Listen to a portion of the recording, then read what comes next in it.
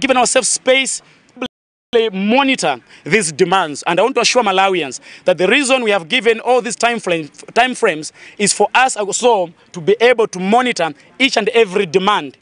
Unlike in the past where strict follow-ups were not made, this time we'll be monitoring closely on each and every demand. And we think, even at this point, despite that feedback, that the 90-day period is realistic, and we're going to hold the leadership accountable based on that time frame. Apart from that, on each demand, we'll also ensure that each demand versus the time frame tagged to that.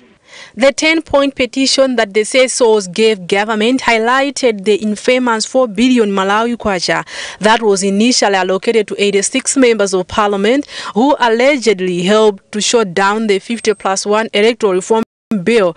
Gift Mlongoti here in Mzuzu.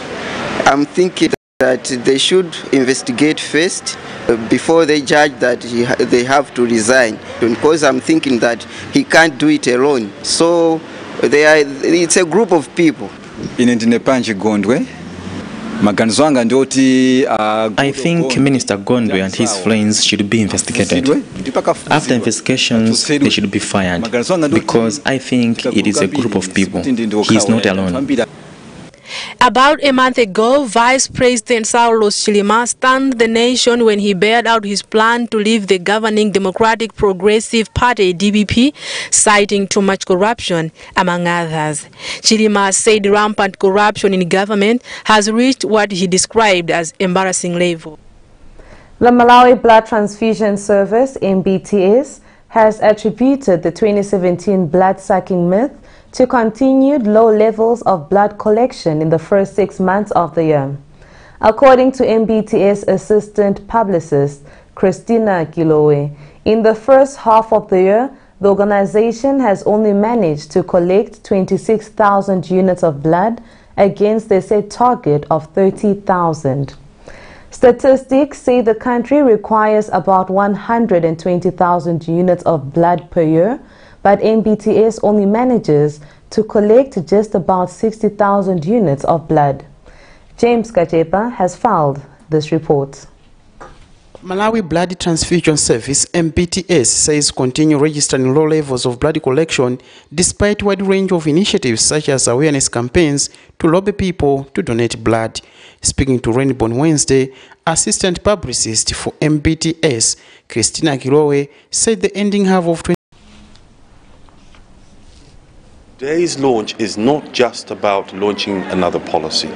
It is learning from experiences in the past what we can do better to further reduce stunting in Malawi.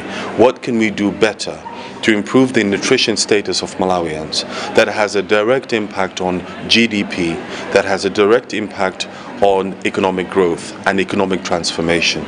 And today's policy is to bring together all the stakeholders in Malawi coming together under one policy direction with regards to nutrition interventions in Malawi.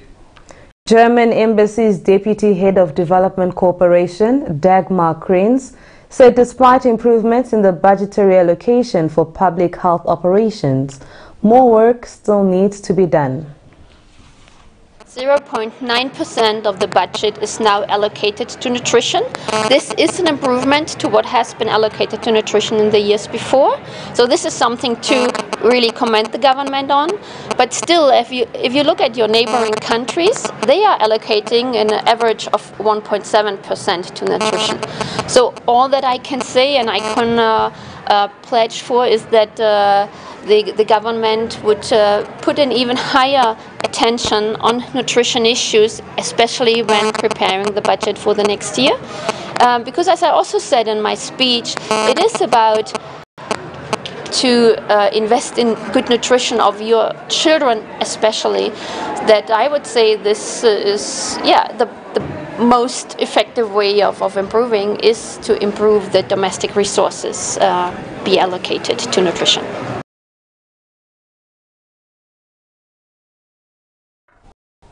And now for business news.